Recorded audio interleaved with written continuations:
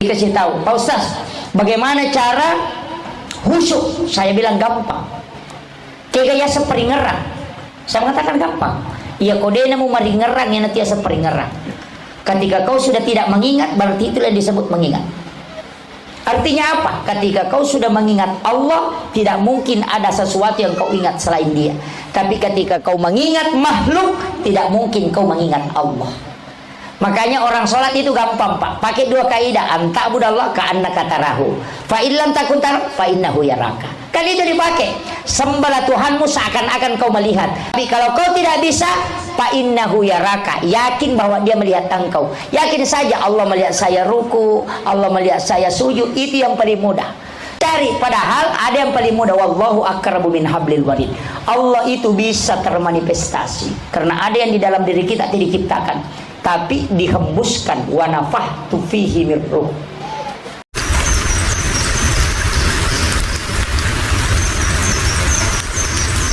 Alhamdulillah, mungkin ini tempat yang paling berat saya ceramah. Saya tadi diminta untuk maju duduk di depan. Saya pasti tidak melakukan. Saya ta'zim kepada beliau. Kalau saya duduk di sana berarti membelakangi beliau. Makanya saya mohon izin, mohon dimaafkan, saya harus duduk di sini. Ini pun sangat berat.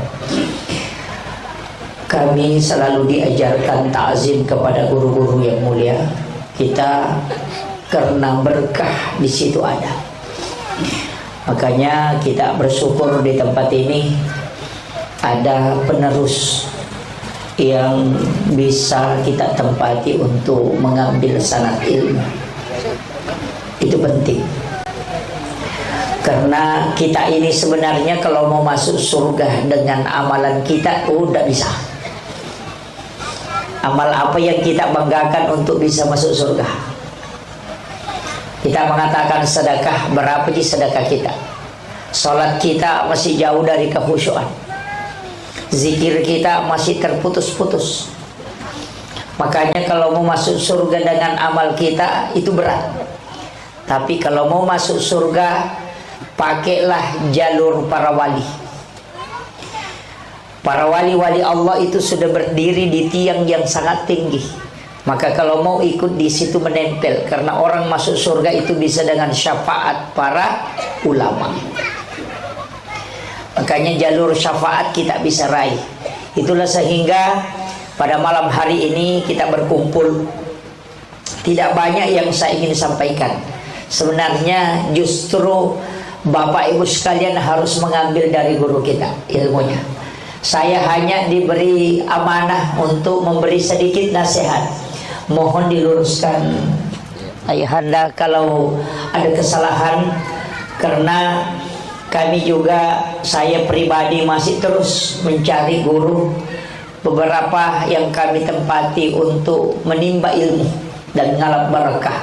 Dan saya bersyukur pada malam hari ini saya diberi kitab oleh beliau untuk penyambung lidah. Insya Allah mudah-mudahan ini bisa terkoneksi secara ruhiyah. Amin. Pertama saya ingin sampaikan begini, kenapa kita memperingati Maulid? Di situ ada dua bahasa, peringatan Maulud dan peringatan Maulid.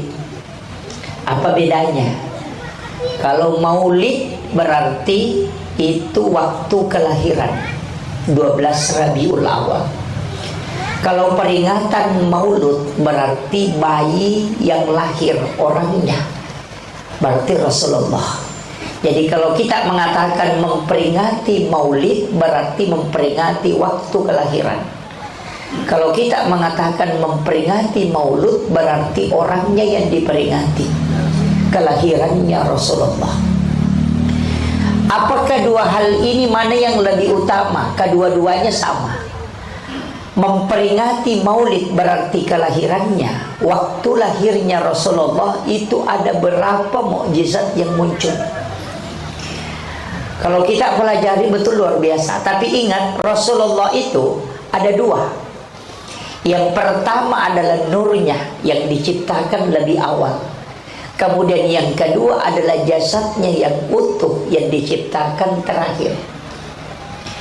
Makanya orang Bugis mengatakan, ia tu nabi tanabi pamulang ngiri hakikiye, pacapur ngiri lahirannya. Artinya apa? Rasulullah itu adalah nabi yang pertama di alam hakikat, tapi dia yang terakhir di alam lahiriah. Saya harus perjelasin supaya ndak bingung. Allah menyebut di dalam Al-Quran, ini yang dijadikan dasar para ulama sufi untuk mengambil dasar bahwa yang pertama diciptakan adalah nur.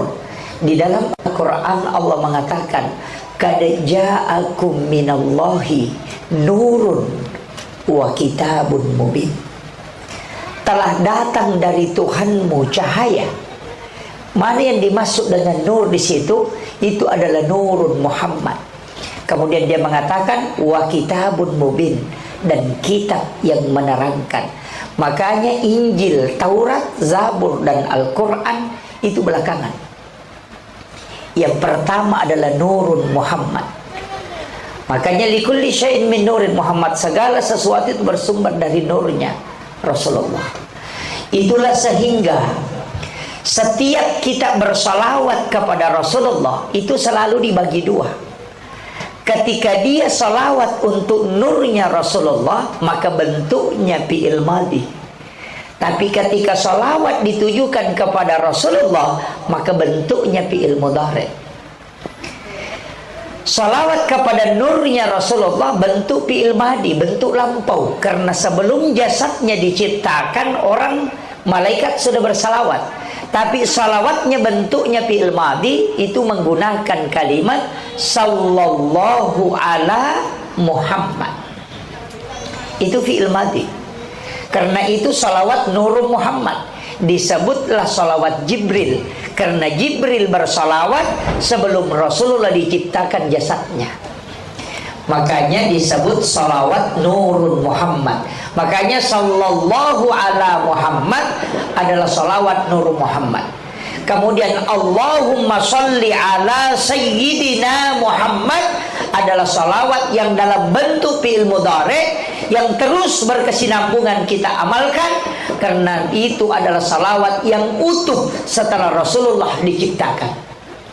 Nah, makanya kalau kita mengatakan sallallahu ala Muhammad, itu adalah salawat nurnya. Makanya dalam mahalul qiyam kita baca itu bukan Allahumma sholli. Kenapa? Karena yang kita salami adalah nurnya. Dari situlah sehingga kita berdiri, karena yang datang adalah nurnya Rasulullah. Ini penting saya luruskan karena banyak orang yang salahkan. Ada yang menganggap oh itu bid'ah. Dan ada yang mengatakan ini amalan-amalan seperti ini bid'ah. Itu karena tidak sampai ilmunya ke sana. Saya itu Pak Bu, ketika selalu disalahkan, kenapa maulid, kenapa ini, kenapa Isra Mi'raj, kenapa baca doa, kenapa berasanji, kenapa. Saya mengatakan gampang aja Pak Bu. Saya maulid, saya Isra Mi'raj karena ulama yang diangkat jadi wali oleh Allah semua melakukan itu. Kiai Haji Muhammad Said Abdul Ghani, guru sekumpul Martapura, melaksanakan maulid, melaksanakan barasanji, melaksanakan habsi, semua dia lakukan, dan itu diangkat menjadi wali. Seandainya itu dibenci oleh Allah dan Rasulnya, tidak mungkin ini diangkat jadi wali. Salman Al-Banjari tidak mungkin diangkat jadi wali seandainya maulid dan barasanji, Isra Mi'raj itu dibenci oleh Allah. Tidak mungkin jadi wali. Tapi kenapa dia justru diangkat jadi wali? Berarti hal ini disukai oleh Allah dan Rasulnya. Tapi coba balik pertanyaannya, yang melarang maulid, yang melarang barasanji, yang melarang sholawatan, coba cari apakah ada ulamanya jadi wali. Itu aja. Sebenarnya itu Pak Bu, kita simple. Makanya saya mengatakan kita mau ikuti ulama yang jelas-jelas sudah diangkat jadi wali, atau ikuti yang belum jelas. Kan begitu. Makanya kalau ada anak ibu mau masukkan ke pondok tahfizul Quran, gampang sekali. Tanya saja gurunya, Apakah pondok ini membaca Al-Quran untuk orang meninggal? Kalau dibilang tidak, tidak usah masukkan ke situ. Kenapa? Nanti anak kita bertengkar kalau pulang ke rumah. Ada orang meninggal disuruh ngaji, dia bilang tidak boleh. Guruku bilang tidak boleh. Makanya ibu sendiri yang stres. Nanti kalau meninggal juga tidak dibacakan Quran, karena ibu memasukkan anaknya di tempat yang melarang baca Quran untuk orang meninggal. Itu saya harus kasih tahu. Supaya anak tidak stres, carilah pondok yang sama-sama paham kita Ahlus Sunnah wal Jamaah. Itu aja kuncinya. Ini penting saya sampaikan. Karena banyak sekarang itu berdiri pondok-pondok tahfizul Quran yang kata tapi berbeda dengan paham Ahlus Sunnah wal Jamaah. Cepat memang hafal, cepat hafal Quran, tapi apa yang dilakukan itu berbeda akidah dengan kita. Nah, Islam ini harus dikaji dengan 3 tahapan. Yang pertama kajian Islam, yang kedua kajian iman, yang ketiga kajian ihsan. Kajian Islam itu adalah kajian hukum-hukum. Ulamanya disebut fuqaha, mazhabnya Syafi'i, Maliki, Hanafi, Ahmad bin Hanbal. Itu mazhabnya. Ulamanya disebut fuqaha. Naik 1 tingkat disebut kajian iman. Itu kajian tauhid, ilmunya disebut teologi. Mazhabnya Mu'tazilah, Jabariyah, Qadariyah, Sunni dengan Syiah. Ulamanya disebut murabbi. Naik 1 tingkat disebut kajian ihsan. Ulamanya disebut mursyid. Mazhabnya itulah yang masuk dalam tarekat-tarekat. Nah, ini yang harus dibedakan. Kadang-kala penceramah itu bahas fikih baru salahkan tasawuf karena memang bukan bidangnya. Sama dokter, Bapak Ibu sekalian, ada dokter jantung, ada dokter kulit, ada dokter tulang. Kalau sakit jantungnya jangan ke dokter kulit, tidak ketemu itu. Iya. Kalau tidak bisa khusyuk dalam sholat, jangan ke ulama fikih, tidak bisa. Ulama fikih mengajarkan gerakannya. Kalau mau khusyuk dalam sholat, tanya ulama hakikat. Itu penting. Kalau jantungnya masalah, lari ke dokter jantung, jangan ke dokter kulit. Nggak bisa ketemu, Pak. Ini yang banyak orang mau khusyuk tapi belajar fikih. Oh, nggak bisa. Fikih itu hukum, tata cara takbir, tata cara baca Fatihah, ruku bagaimana, sujudnya bagaimana. Itu tata caranya. Kalau mau khusyuk, belajar sama ulama yang kasyaf. Itu kuncinya. Karena sekarang banyak orang, Pak, mau khusyuk belajar fikih sehingga takbirnya Allahu Akbar. Wah, ini jadi masalah. Ini takbirnya dibola-balik Allahu Akbar. Sampai keras semua badannya. Kenapa? Mau belajar khusyuk tapi pada gerakan. Nggak bisa.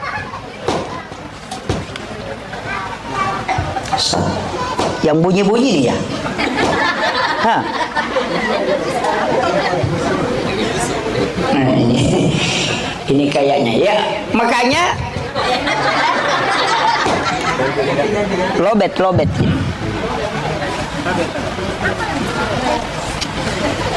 Wah, langsung sekalian ngempat ini. Satu.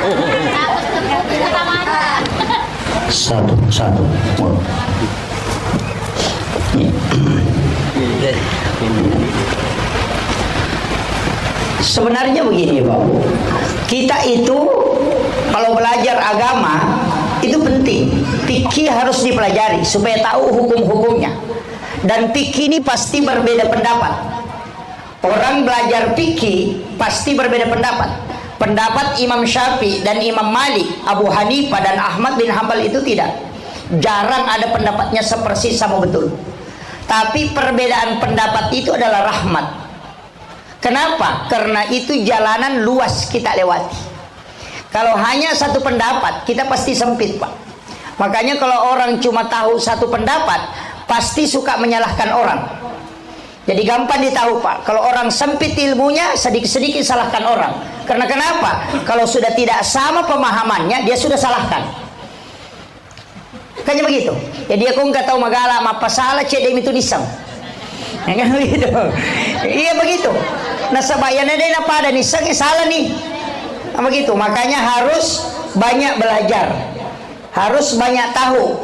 Saya tahu Imam Syafi'i itu mengatakan begini, ketika ada binatang yang kena musibah, apakah ditabrak mobil atau ditabrak motor, kemudian dia lompat-lompat, kemudian kita sembeli, maka itu bangkai. Kalau dia bergerak-gerak itu bangkai, walaupun disembelih.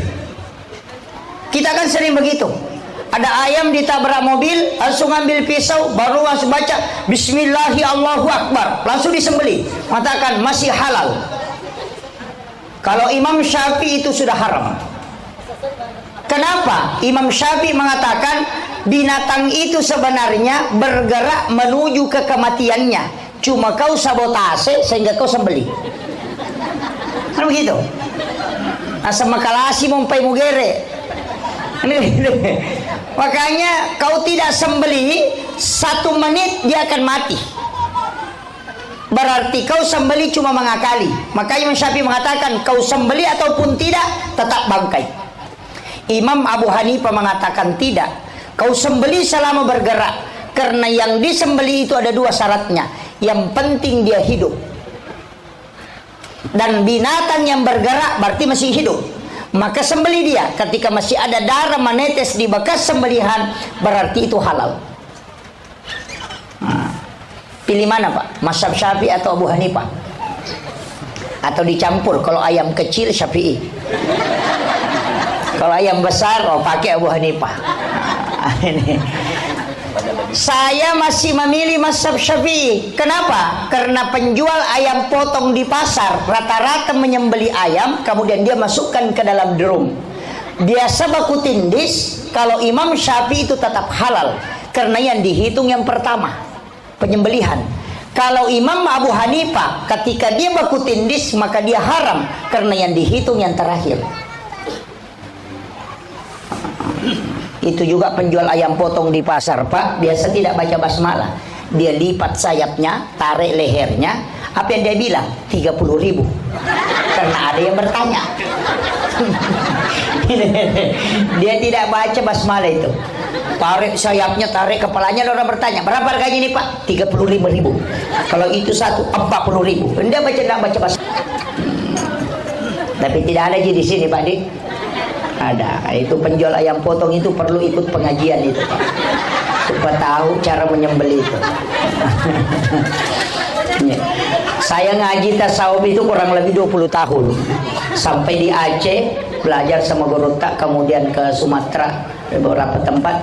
Tapi saya tidak pernah lama, hanya ngaji tasawuf, tapi tidak lama bertarekat. Baru-baru ini saya baiat tarekat di guru tak Habib Makkah, mursyid tarekat Khalwatin Sufi Al-Makassari.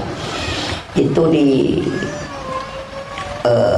di pondok. Makanya saya bersyukur bisa bersilaturahmi dengan guru-guru spiritual kita, itu luar biasa. Makanya saya ingin kasih tahu begini, belajar agama itu jangan lihat syariatnya saja, ambil hakikatnya. Sembeli ayam itu yang masuk pikinya itu baca basmalah, Bismillahi Allahu Akbar.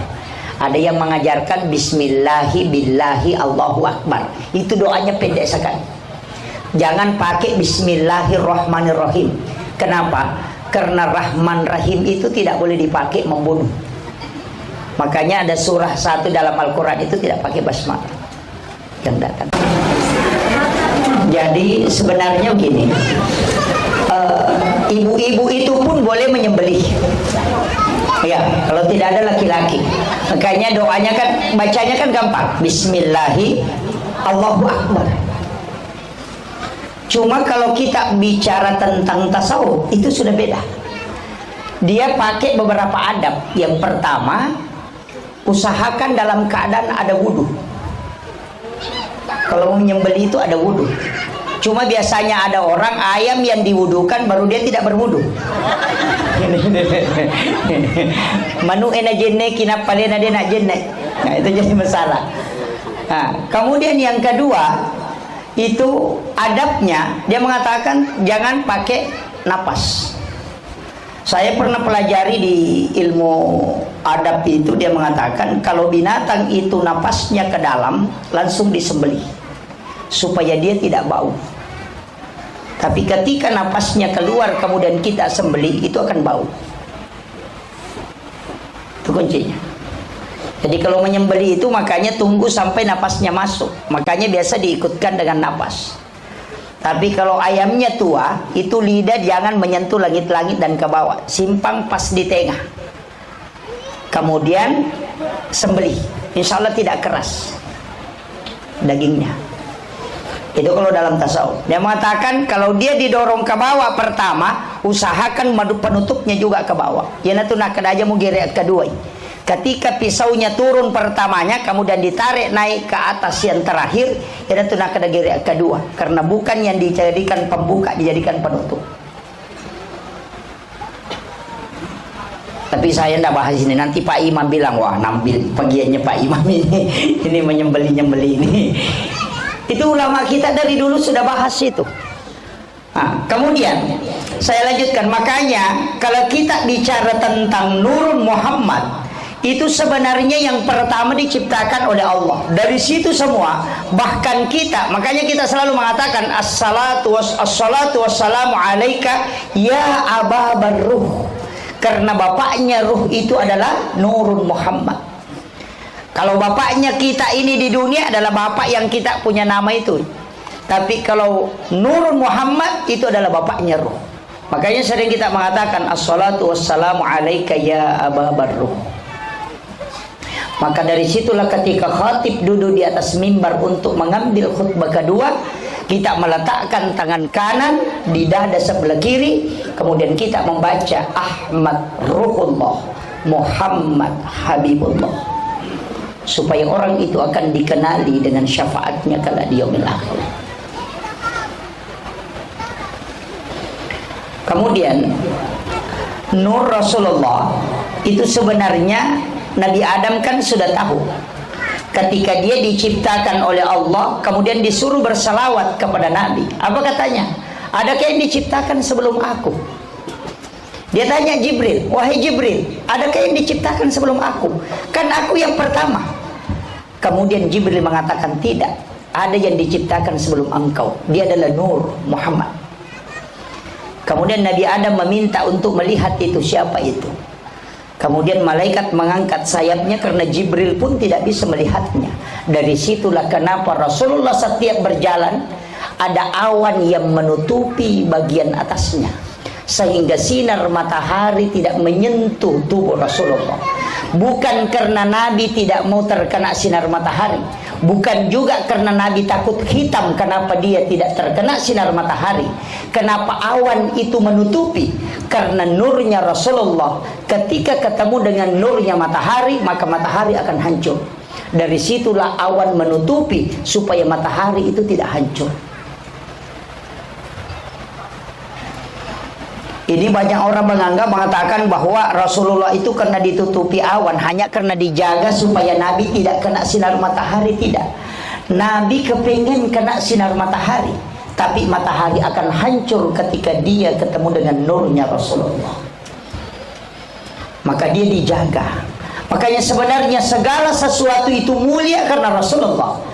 Hajar Aswad tidak akan dicium orang yang melaksanakan haji dan umrah seandainya Nabi tidak pernah menciumnya. Makanya Hajar Aswad itu Pak tidak mulia. Dia berubah menjadi mulia karena Rasulullah menciumnya. Makanya seandainya Nabi tidak pernah menciumnya, maka tidak ada orang mencium Hajar Aswad. Ini nih, makanya ulama kita dari dulu mengatakan apapun yang disandarkan kepada Rasulullah itu pasti mulia. Dan saya selalu mengatakan kita ini bersyukur Pak, kalau yang hadir dalam majelis ini masuk neraka fatal betul itu. Fatal betul. Saya kalau kita sudah masuk duduk begini, hadir di majelis itu sudah didoakan malaikat, walaupun datangnya tidur Pak, tidak masalah.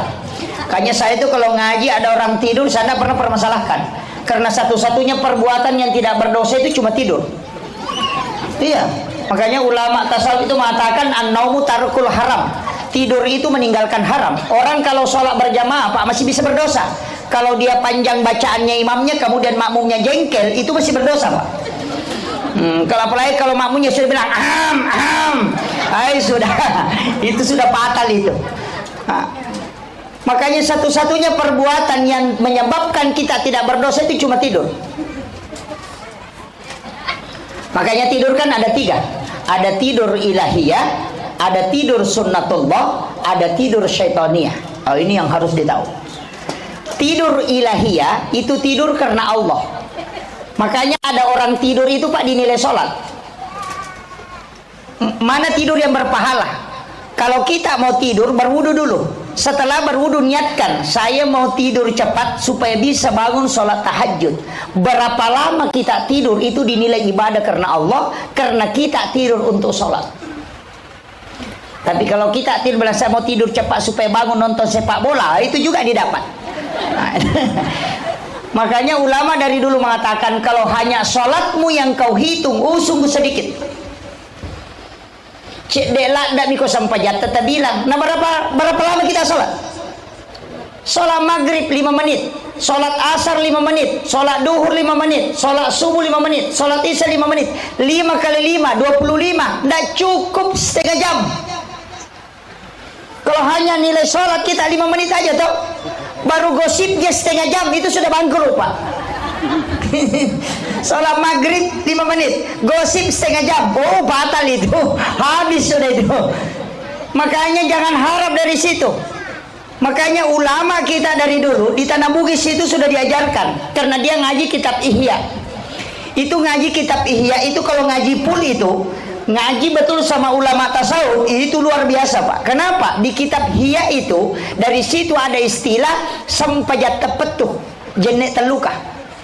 Kalau kita bahasa Indonesia kan sholat yang tidak terputus dan wudhu yang tidak pernah batal.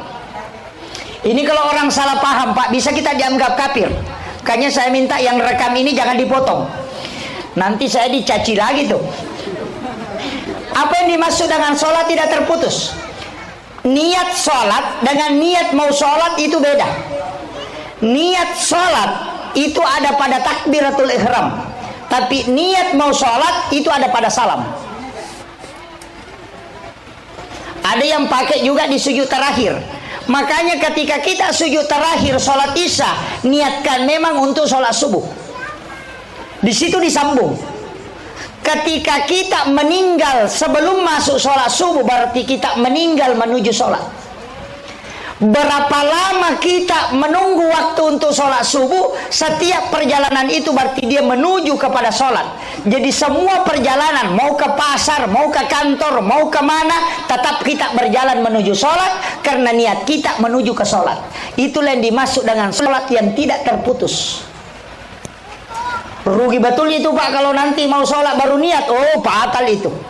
Makanya ulama dari dulu mengatakan, saya meninggal di empang atau meninggal di laut atau meninggal di kantor, saya akan tetap mati syahid, karena saya sudah berniat menuju sholat. Karena orang yang melangkah menuju sholat, maka langkahnya akan dinilai syahid fisabilillah. Itu kalau ngaji kitab Ihya itu tahu betul itu Pak Bu. Makanya orang Bugis itu pakai istilah itu sempajat tepet tuh. Cuma ada yang pahami salah.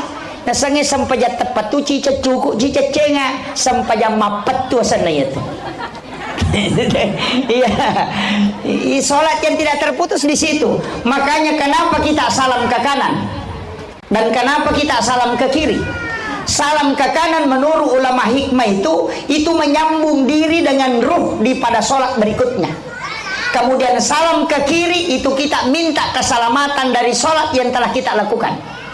Makanya Rasulullah mengatakan dalam hadisnya, umatku adalah umat terbaik karena dia meninggalkan satu kebaikan menuju kepada kebaikan yang lain. Dan niat itu sudah dicatat. Ketika kita wafat atau meninggal sebelum masuk waktu sholat, berarti pahala sholatnya jalan terus karena dia sudah berniat melakukan sholat. Oh, ini penting. Ini ilmu langka Pak. Banyak orang tidak mau jelaskan itu, selalu sembunyikan. Saya itu selalu bongkar itu. Ini saya buka sedikit-sedikit. Tapi kalau guru tak ini pasti banyak tahu. Ini luar biasa. Makanya saya bersyukur sekali bisa hadir. Duduk saja seperti ini saya sudah sangat bersyukur. Ini luar biasa kenikmatan bisa kita bersilaturahmi pada malam hari ini. Kemudian yang kedua, saya ingin kasih tahu kenapa ada dikatakan wudhu yang tidak terputus. Wudu itu kan sebenarnya lahiriahnya mencuci tangan. Makanya bersuci itu kan ada 4. An-nadhafah, at-tuhuru, at-tazkiyah, az-zakah. Itu kan ada 4. An-nadhafah itu kotoran yang nampak oleh mata. At-tuhuru itu kebersihan dari hakikat. Itu tidak nampak oleh mata. Makanya wudu itu bukan an-nadhafah, tapi dia masuk at-tuhuru. Itu beda, Pak. Ini kalau dikaji dalam tasawuf itu kenapa wudu itu tidak masuk an-nadhafah? Karena yang dibersihkan wudu itu bukan najis. Kalau ada najis di tangan, itu dibersihkan dulu baru berwudu. Orang sudah berwudu kena najis, itu wudunya tidak batal.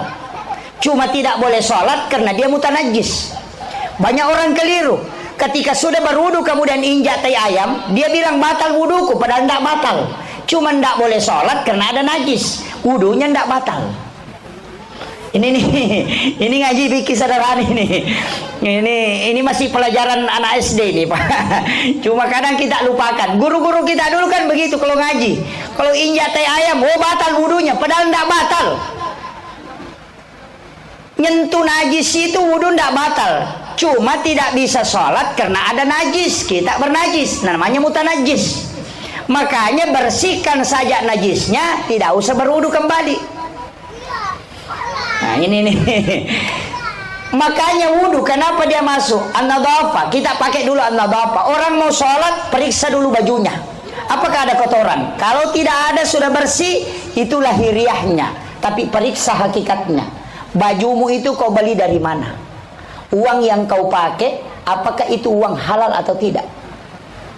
Kalau dia tidak halal berarti dia kotor. Karena hadis Nabi mengatakan, siapa yang menggunakan pakaian yang dia beli dengan 10 dirham, 9 dirham uang halal, 1 dirham uang haram, maka sholatnya tidak diterima. Nabi tidak mengatakan sholatnya tidak sah, tapi dia mengatakan tidak diterima.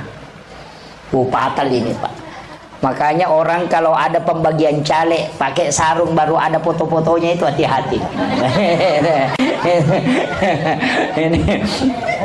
Saya bilang kalau mau pakai pakaian sholat pilih betul-betul, Pak. Jangan sembarang. Makanya pakaian sholat itu kalau mau khusyuk dalam sholat, usahakan pakaian itu nanti dipakai kalau mau sholat. Selesai sholat buka. Kadang-kala kita itu baju dipakai cuci piring, itu juga dipakai lapin, itu juga dipakai pergi tidur, itu juga dipakai pergi pasar, itu juga dipakai sholat.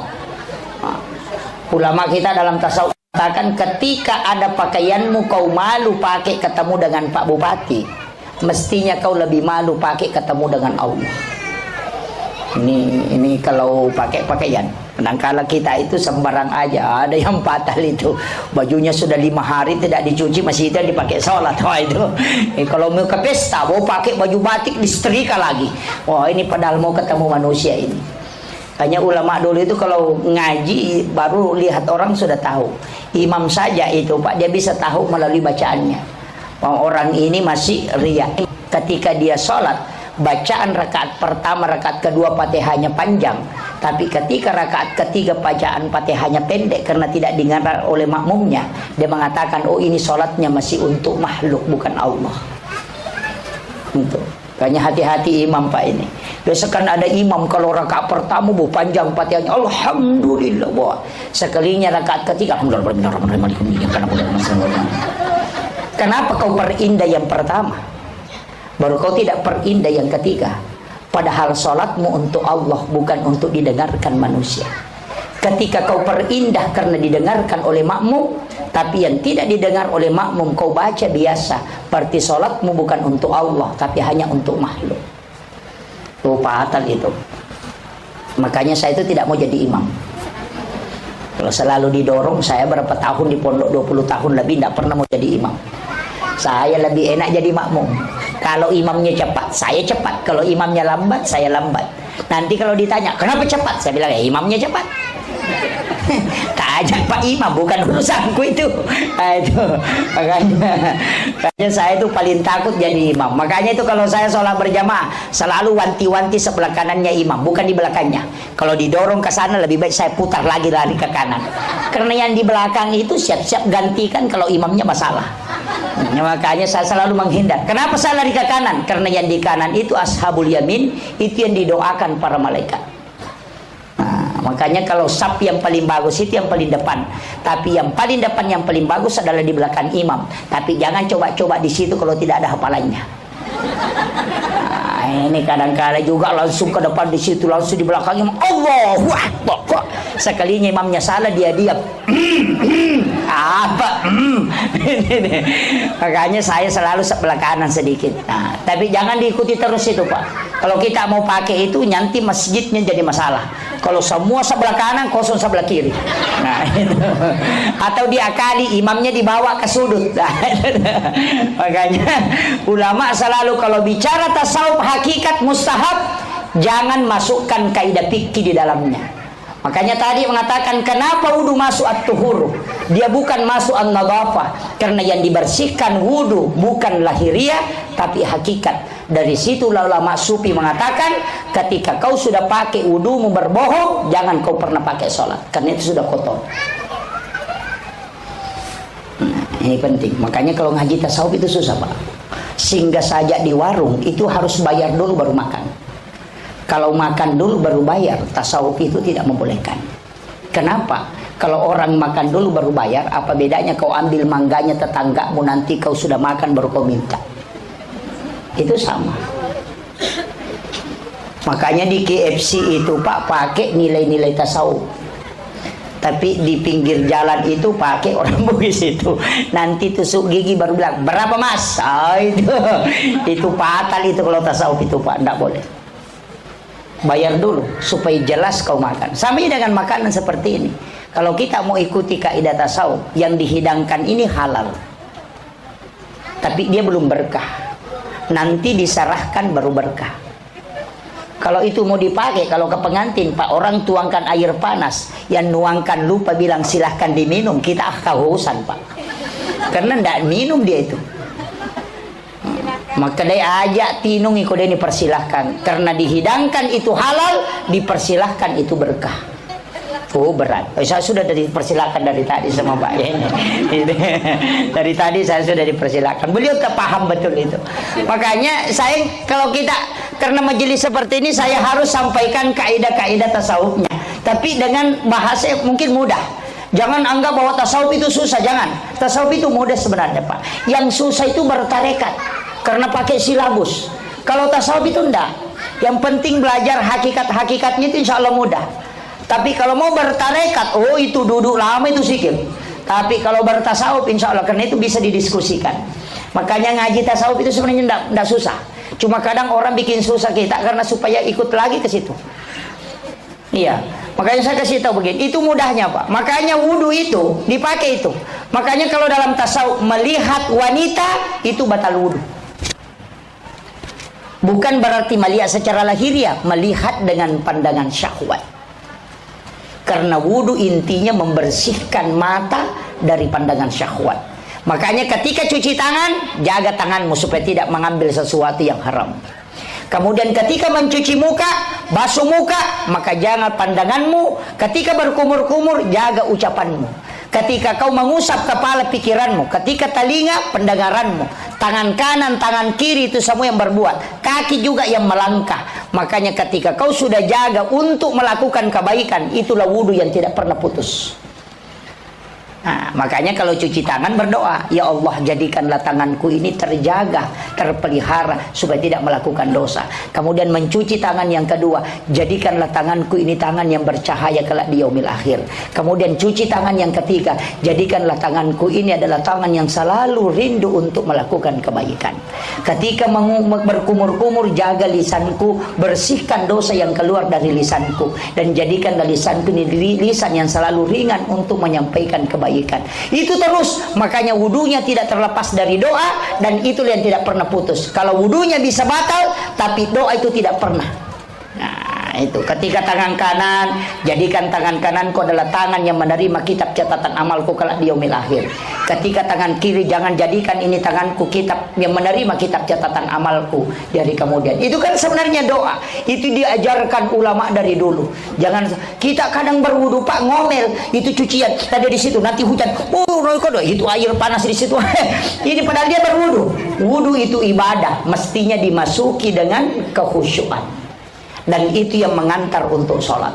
Makanya bersih itu tadi ada dua, an-nadhafah baru satu, at-tuhuru itu wudu, yang ketiga at-tazkiyah, kebersihan hati. Oh, ini susah ini. Yang hati ini Pak yang susah. Bilang assalamualaikum, waalaikumsalam, itu karena marah. ini kadang jadi masalah ini Pak.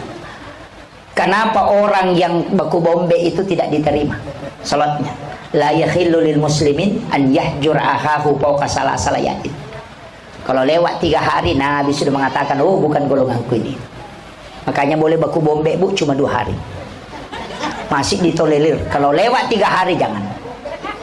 Nah, kasih tahu kalau ada orang baku bombe bilang, kita baku bombe tapi 2 hari saja nah. Kenapa istri ketika bertengkar dengan suaminya, Rasulullah minta jangan melewati 1 batas waktu sholat, karena dia akan mengganggu sholatmu. Bayangkan kalau orang tidak baku cocok, nah sholat berdampingan. Kalau mau salam nanti kalau balik langsung ketemu muka, bagaimana? Itu makanya sholat. Jadi masalah. Makanya ibu-ibu jangan suka baku bombe. Biasanya ibu-ibu itu yang suka baku bombe, karena kalau ibu-ibu yang duduk 3 orang 4 orang yang dicerita itu banyak, sampai dia bisik-bisik. Di kampung saya, bukan di sini. Oh di sini ibu-ibunya bagus semua, insya Allah. Nah, makanya saya bilang kita hadir di majelis ini, kenapa? Karena ingin masuk surga. Dan ingat, Rasulullah sudah membukakan jalan paling mudah. Paling mudah Pak. Saya nangis beberapa hari yang lalu itu, saya nangis ketika membaca hadis-hadis tentang permintaannya Rasulullah. Saya catat betul itu. Saya ini Pak punya satu kitab hadis, itu ensiklopedia hadis Nabi. Itu 600.000 hadis Nabi di dalamnya. Saya baca itu nangis, karena ternyata Nabi itu punya 21 permintaan. Ada riwayat mengatakan 24. Itu yang tidak dikabulkan Allah cuma 1. Ini saya ingin kasih tahu, ini rahasianya kenapa kita pilih Rasulullah. Ini yang orang yang masuk Islam bersyukur betul itu. Orang-orang yang mu'allaf itu bersyukur betul itu. Itu hidayah betul itu. Kita ini masuk Islam, ya masuk Islamnya karena kita lahir dari rahim yang Islam. Tapi yang mu'allaf itu luar biasa Pak. Makanya saya kasih tahu begini. Saya ingin kasih tahu kenapa kita betul-betul dikatakan bersyukur. Nabi itu begini Bu, dia minta, ya Allah, umurnya umatku jangan panjang. Umurnya umatku itu pendek ya Allah. Makanya likul lisain hasabi wa hasabi ummati baina sitina wa sabain. Kita itu Bu umur tak antara 60-70 tahun. Karena Nabi sudah minta. Makanya kalau ada keluarga kita meninggal di umur 60 jangan menangis. Kenapa? Karena Rasulullah yang memanggil dia. Makanya yang punya umur 60 siap-siap. Siap-siap. Jangan jauh-jauh, ini itu sudah lampu kuning itu. Sedikit lagi kena lampu merah. Tapi makanya kalau yang tua-tua itu jangan coba-coba nakal Pak. Karena yang tua itu tinggal 1 yang ditunggu, pasti mati tua, tidak mungkin mati muda. Yang kayak saya ini yang masih muda-muda ini ya masih 2 tunggu, kalau bukan mati muda ya bisa mati tua. Itu. Makanya jangan nakal yang tua Pak. Bahaya kalau yang tua nakal itu, tinggal 1 yang ditunggu. Ini kadang-kadang ada itu yang semakin tua semakin nakal. Oh, itu tua-tua kaladi namanya itu. Itu. Jangan ada yang tunjuk-tunjuk. Oh, itu. Dipahami saja. Kayaknya saya kasih tahu kenapa Rasulullah minta pendek, karena dia takut kalau dia melakukan dosa terlalu lama dihisab. Bayangkan Nabi Daud itu umurnya 950 tahun. Kurang 50 tahun dia 1000 tahun. Kalau umatnya Nabi Daud itu sampai situ. Kalau umurnya 1000 tahun orang Pak, Bu, 1000 tahun dia pemain judi, minimal 900 tahun main judi. Tapi kalau 60 tahun itu enggak. Makanya umatnya Rasulullah itu agak lama-lama sedikit, paling senang tidur dan makan. Ya. Saking seringnya makan, kalau syukuran dia makan. Padahal Rasulullah kalau syukuran itu puasa. Jadi Nabi itu kalau bersyukur dia puasa. Kalau kita bersyukur makan. Lah, masa ya? Iya, coba tanya. Rasulullah mensyukuri hari kelahirannya, makanya dia puasa di hari Senin. Coba, karena Nabi ditanya, kenapa berpuasa hari Senin? Karena saya lahir hari Senin. Banyak juga ibu-ibu ikut puasa hari Senin. Perlu mengatakan puasa sunnah, ya betul Babu. Tapi yang semestinya kita lakukan, ikuti Nabi puasa pada hari kelahiran. Karena yang sunnah di situ puasa di hari kelahiran. Cuma kebetulan Nabi dilahirkan hari Senin, makanya dia puasa hari Senin. Kalau bapak ibu lahir hari Rabu, puasa hari Rabu. Karena disunnahkan puasa di hari kelahiran. Tapi mengatakan, wah salah itu saya Ustaz, selalu puasa hari Senin. Oh enggak salah, itu satu hadis dua hukum. Siapa yang puasa pada hari Senin, maka dia puasa sunnah hari kelahiran Nabi, dan itu sunnah selamanya. Tapi siapa yang berpuasa pada hari kelahirannya, maka dia mengikuti Nabi berpuasa sebagaimana Rasulullah puasa pada hari kelahiran. Apa hikmahnya puasa di hari kelahiran? Ini saya kasih tahu resepnya. Kalau tidak mau kena penyakit yang merusak tubuh, suruh puasa di hari kelahiran, dan itu pasti awet muda.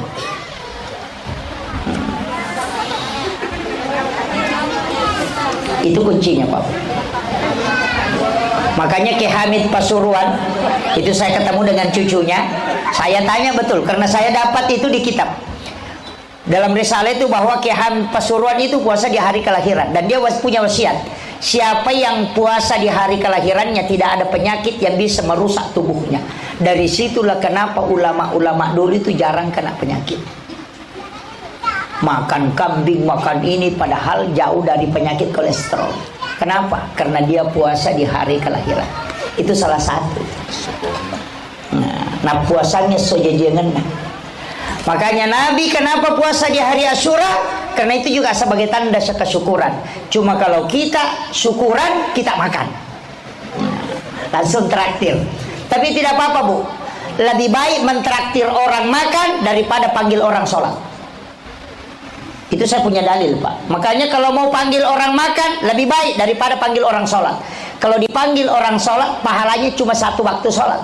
Tapi kalau dipanggil orang makan, itu 40 hari 40 malam baru habis di perutnya. Makanya Rasulullah mengatakan, man akal al haram lam tuqbalu sholata wa du'a arba'ina yauman mania. Siapa yang makan makanan haram 40 hari 40 malam, sholat dan doanya tertolak. Nah, ini makanya kalau berdoa itu mestinya memang 40 hari tidak diganti. Kadang-kala kita itu berdoa setiap hari ganti Pak. Hari Senin minta sepeda, Selasa minta motor. Padahal malaikat melapor hari Kamis. ini kan fatal. Kenapa Nabi puasa hari Kamis? Ya karena di situ pahala di store. Malaikat melapor, kitabnya ditutup kemudian dilapor. Dalam 1 tahun itu di nisfu Sya'ban. Makanya kita disuruh puasa di situ. Tapi untuk setiap pekannya itu setiap hari Kamis malaikat melapor. Makanya kalau hari Senin ibu minta itu baru dicatat. Hari Selasa dicatat, hari Rabu dicatat, hari Kamis baru dilapor. Nah, ada orang yang marah-marah. Saya sudah minta hari Senin, minta sepeda, hari Selasa minta motor, hari Rabu minta mobil. Malaikat stres. Saya bilang saya belum lapor sudah 3 kali berubah. Ini. Saya harus kasih tahu ini. Satu. Oh enggak lobet, mungkin karena jauh ya. Jadi itu kuncinya. Kalau berdoa 40 hari jangan ganti doa. Makanya Imam Ghazali mengatakan ijabu doa arba'ina yauman mania. Kalau mau doanya diterima 40 hari jangan ganti. Iya sama aja kalau ada anak kita bangun, mak belikan kak sepeda, sekalinya besoknya mak belikan kak motor-motor, besoknya lagi mak belikan kak mobil-mobil, pasti kita belikan es krim supaya dia diam. Iya, begitulah kita minta ini ya cuma dikasih itu yang kecil supaya diam. Tapi coba kalau ada anak, mak belikan kak sepeda, bangun lagi, mak belikan kak sepeda, kita pulang dari kantor, mak belikan kak sepeda, kita mau tidur, mak mana sepedaku. 1 minggu saja anak kita bilang begitu, kalau kita punya uang pasti kita belikan, karena kita yakin dia butuh. Itulah makna wa iza sa'alaka ibadi anni fa inni qarib ujibu da'watad da'i iza da'an. Jadi ada orang meminta, tapi sebenarnya tidak meminta karena dia tidak istiqomah. Makanya kalau ada suaminya selingkuh, minta langsung. Tapi kalau saya, jangan berdoa kalau selingkuh suami kita, jangan berdoa. Karena menunggu doa itu lama. Kalau dia pacaran hari Sabtu, oh hari Kamis baru dilapor, bisa menikah itu. Caranya bagaimana? Ada jalur paling cepat, tidak pakai perantara laporan malaikat. Apa itu? Sholat. Makanya ada sholat. Makanya semua sholat itu pasti ada di kaitannya dengan kehidupan. Coba lihat, kalau musafir, doa musafir kan sudah ada, tapi ada sholat sunat musafir. Doa taubat sudah ada, tapi ada sholat sunat taubat. Doa pengharapan ada, tapi ada sholat sunat hajat. Kenapa semua itu ada? Nah, doanya sudah ada. Kalau doa menunggu waktu, kalau sholat itu komunikasi langsung. Kayaknya kalau bapak ibu mau ke Jakarta bisa naik mobil, tapi setengah bulan baru sampai. Kalau naik kapal air 4 hari 4 malam. Kalau mau cepat naik pesawat 4 jam sudah bisa sampai. Tapi kalau mau lebih cepat jangan naik pesawat. Apa? Menelpon saja langsung tembus. Makanya sholat itu komunikasi tanpa melalui perantara malaikat. Makanya satu-satunya ibadah yang tidak bisa diwakilkan itu cuma sholat. Haji bisa diwakilkan, namanya badal haji. Puasa bisa diganti dengan fidyah. Zakat bisa orang yang bayarkan, tapi sholat tidak bisa. Seandainya bisa, enak pak, kasih tahu saja suami, pergi mau di sawah, saya pas sholat duhur ku kasih kau 1. Nah itu tidak bisa. Makanya nafsi-nafsi. Dan satu-satunya ibadah yang tidak bisa dicampur itu cuma sholat. Puasa, orang nonton TV puasanya tidak batal. Kalau sholat nonton TV pasti batal. Orang haji sambil makan tidak batal hajinya, tapi orang sholat makan itu batal. Bahkan makanan yang ada di gigi berlubang, kalau nak cari lidah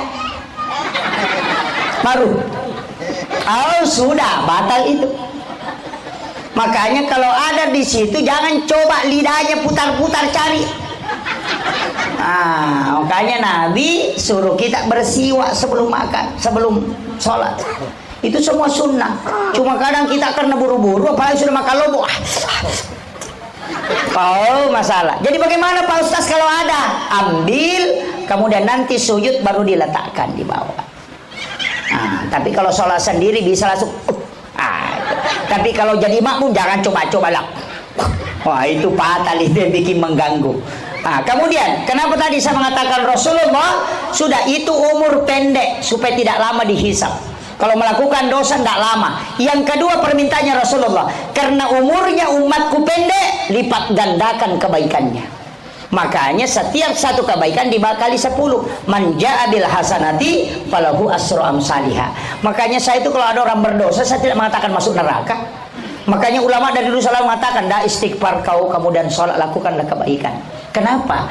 Kalau melakukan dosa cuma 1 dosanya, pahala dosa kan tercatat cuma 1. Nanti pun dicatat kalau tidak taubat. Kalau taubat itu tidak dicatat. Tapi kalau melakukan kebaikan itu 10. Makanya kalau orang berbuat jahat kemudian dia sholat, itu masih dapat bonus 9. Coba, itu caranya Rasulullah hitung-hitung itu pak. Kemudian semua nabi diberi perintah cuma wajib. Satu-satunya nabi yang diberi sandaran pahala cuma Rasulullah. Makanya ada ibadah wajib, ada ibadah sunnah. Semua ibadah ada turunannya. Sholat wajib, ada sholat sunnah. Zakat wajib, sedekah sunnah. Hajinya wajib, umrahnya sunnah. Kenapa selalu ada turunannya? Syahadat wajib, sholawat sunnah. Kenapa ada turunan? Itu disandarkan ke nabi. Nabi sebelumnya tidak ada, hanya perintah haji, tidak ada perintah umrah. Kenapa? Nabi sudah pikir kalau haji ya Allah cuma 1 kali 1 tahun, itu pun tidak semua bisa berangkat. Makanya nah di situ pahala besar, berikan hadiah untuk umatku supaya bisa kapan saja datang dan pahalanya besar. Itulah sehingga ada umrah. Itu betul-betul Pak Rasulullah itu sudah minta jalurnya itu. Kalau kita tidak paham betul ini fatal. Makanya zakat diwajibkan oleh Allah, perintah Allah, tapi Nabi minta kalau zakat hanya orang kaya, orang miskin tidak bisa lakukan. Nah dia juga mau berpahala, maka berikanlah pahala, kasih nama sedekah. Makanya ada sedekah, ada zakat.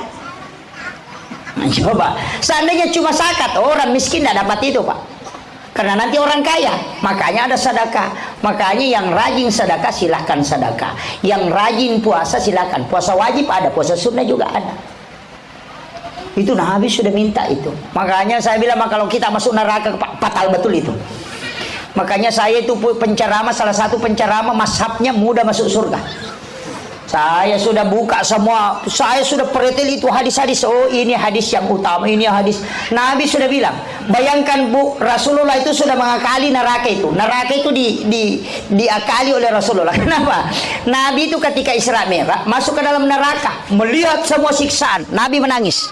Nabi meneteskan air mata di pintu neraka ketika dia keluar.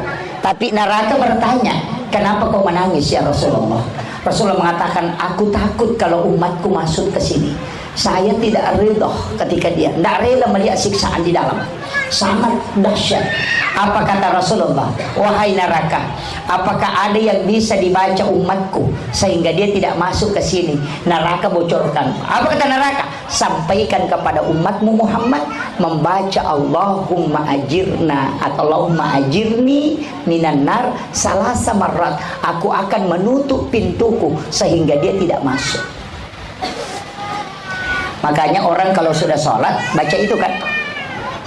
Pak Kiai tadi di dalam sholat maghrib baca itu istighfar dulu 3 kali. Ada juga yang protes itu Pak Kiai, kenapa orang sudah sholat istighfar 3 kali? Itu karena tidak paham.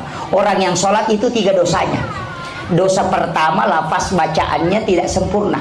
Dosa kedua ingatannya tidak sempurna. Dosa ketiga gerakannya tidak sempurna. Makanya 3 kesalahan itu menyebabkan kita istighfar 3 kali.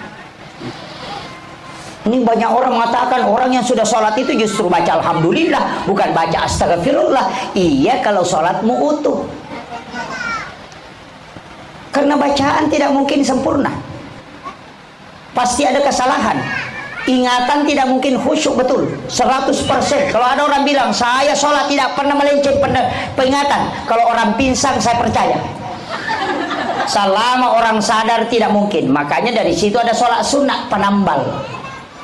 Makanya kalau sudah sholat fardu, sholat sunnah supaya menutupi kekurangannya sholat fardu. Tapi ada nanti orang di akhirat itu Pak stres. Kenapa? Cuma Idul Fitri, Idul Adha yang dia lakukan. Ada penambalnya tapi tidak ada bisa ditambal.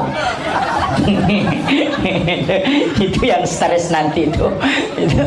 Tapi itu juga umatnya Rasulullah. Makanya Nabi minta, itu permintaannya dan dikabulkan oleh Allah. Makanya Bapak Ibu sekalian, sesudah sholat fardu baca Allahumma ajirna, jangan Allahumma ajirni. Kalau ni hanya pribadi, kalau na ikutkan anak-anak kita, istri dan keluarga kita. Karena Allah mengatakan ku ampusakum wa ahlikum nara, jaga diri dan keluargamu dari api neraka. Kayaknya baca itu, dihafal ibu tahu? Allahumma ajirna minan nar, tapi hati-hati, siapa tahu salah sebut Allahumma dahilna minan nar.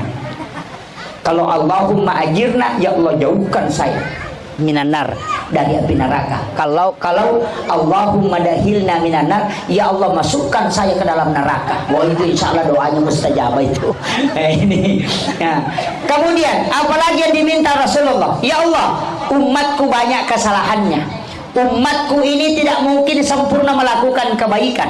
Saya mohon kepadamu, nabi-nabi terdahulu sebelumnya, kau berikan jaminan dengan rahmat, tapi saya ingin mendapatkan jaminan karena doa.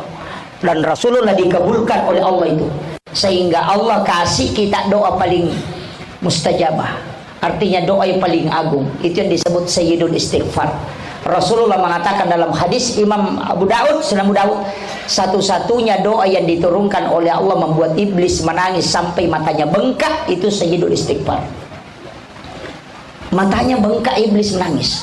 Karena Allah yang bilang, kasih tahu Rasulullah, sampaikan kepada umatmu Muhammad, ketika dia membaca sekali saja di siang hari, kemudian dia meninggal di siang itu, aku menjadi jaminannya, dia akan masuk ke dalam surga.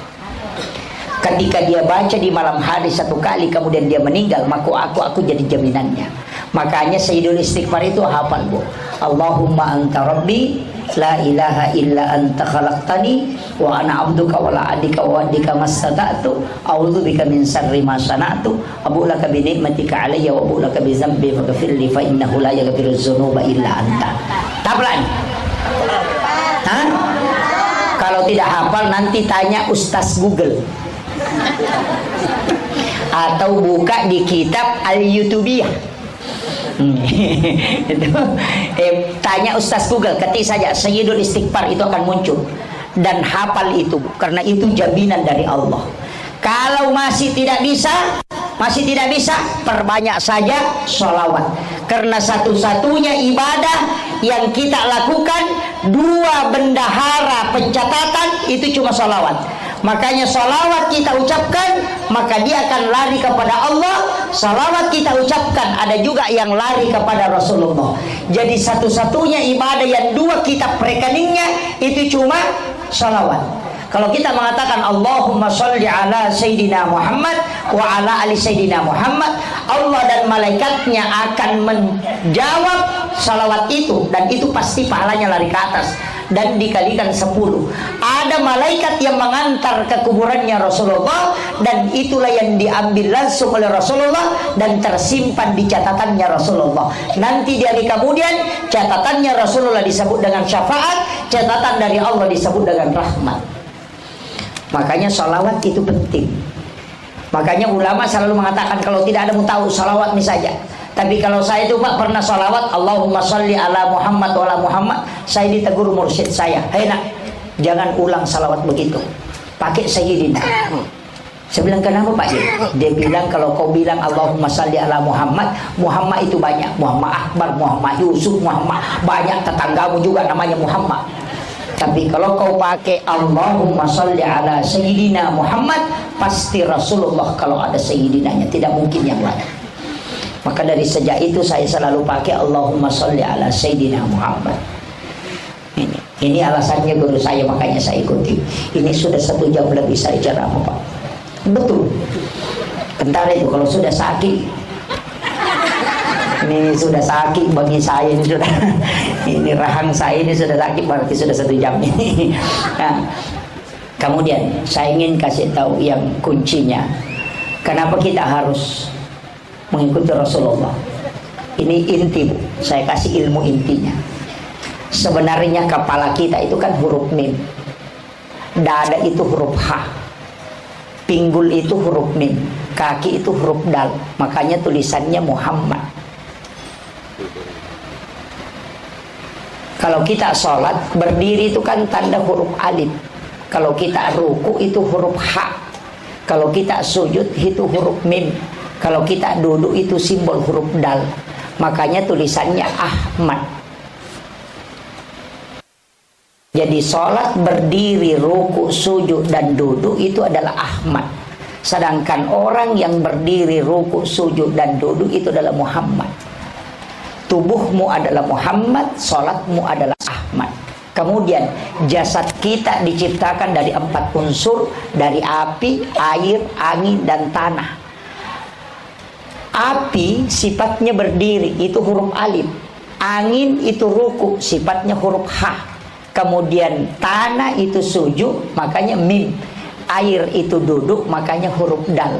Makanya unsur penciptaan kita yang 4 unsur itu juga dari Nurul Muhammad, karena dia dari Ahmad. Makanya kita mengangkat tangan saja, ini huruf alif, lam, ha, huruf Allahu. Makanya lapas tangan itu Allahu. Garis tangan ini yang ada di telapak tangan, ini angka 8, ini angka 1.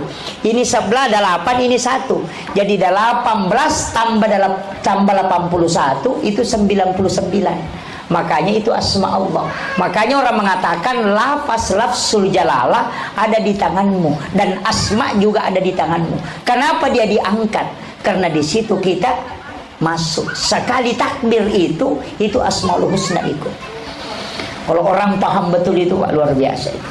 Makanya dari situ ulama kita dari dulu mengkaji bahwa Nurul Muhammad itu disebut rahasia. Makanya guru mulia kita itu sudah mengajarkan di sini. Ma'rifatul Rasul dengan Ma'rifatullah dan Ma'rifatul Rasul itu sudah masuk di situ. Makanya beliau yang paling paham tentang itu. Itu kuncinya. Makanya kalau kita tahu betul itu sudah. Saya sering dikasih tahu, Pak Ustaz, bagaimana cara khusyuk? Saya bilang gampang. Kayak gaya seperingerang. Saya mengatakan gampang. Iya kode namu maringerang yang nanti seperingerang. Ketika kau sudah tidak mengingat, berarti itulah disebut mengingat. Artinya apa? Ketika kau sudah mengingat Allah, tidak mungkin ada sesuatu yang kau ingat selain Dia. Tapi ketika kau mengingat makhluk, tidak mungkin kau mengingat Allah. Makanya orang sholat itu gampang, Pak. Pakai dua kaidah, anta'budallah ka'annaka tarahu, fa illam takun tarahu fa innahu yaraka. Kan itu dipakai. Sembahlah Tuhanmu seakan-akan kau melihat. Kalau tidak bisa, kan itu yang naik itu seakan-akan kau melihat Allah. Oh, itu susah naik. Tapi kalau kau tidak bisa, fa innahu yaraka, yakin bahwa Dia melihat engkau. Yakin saja Allah melihat saya ruku, Allah melihat saya sujud, itu yang paling mudah. Banyak orang itu dia yang naik, cari Allah jauh-jauh, padahal wallahu akrabu min hablil warid. Dia cari di atas langit, langsung Allah Akbar. Lah itu. Kalau ada orang ribut dia marah-marah. Bilang ribut nak ganggu ki salat, padahal orang tidak ribut juga tidak khusyuk. Nah itu padahal itu karena dia pergi mencari, padahal ada yang paling mudah, wallahu akrabu min hablil warid. Allah itu bisa termanifestasi karena ada yang di dalam diri kita tidak diciptakan, tapi dihembuskan, wa nafahtu fihi min ruh. Itu penting. Kalau ini dipaham, oh enak sekali. Ada orang mengatakan susah Pak Ustaz, kalau begitu banyak sekali Allah di sini, ada Allah di sini. Oh tidak. Saya kasih tahu, ambil baskom di tengah lapangan, ambil baskom 10, isi air bening. Kemudian lihat apakah ada matahari di baskom pertama, ada. Pindah ke yang kedua, ada juga matahari, ada. Pindah di baskom ketiga, ada juga matahari, ada. Berapa matahari? Cuma 1, tapi kenapa 10? Itu karena manifestasi nurnya masuk. Itulah yang wa nafahtu fihi min ruh. Maka cari itu karena bunyi dia kalau dia disebut. Akhirul kalam wallahul muwaffiq ila aqwamit thariq. Assalamualaikum warahmatullahi wabarakatuh.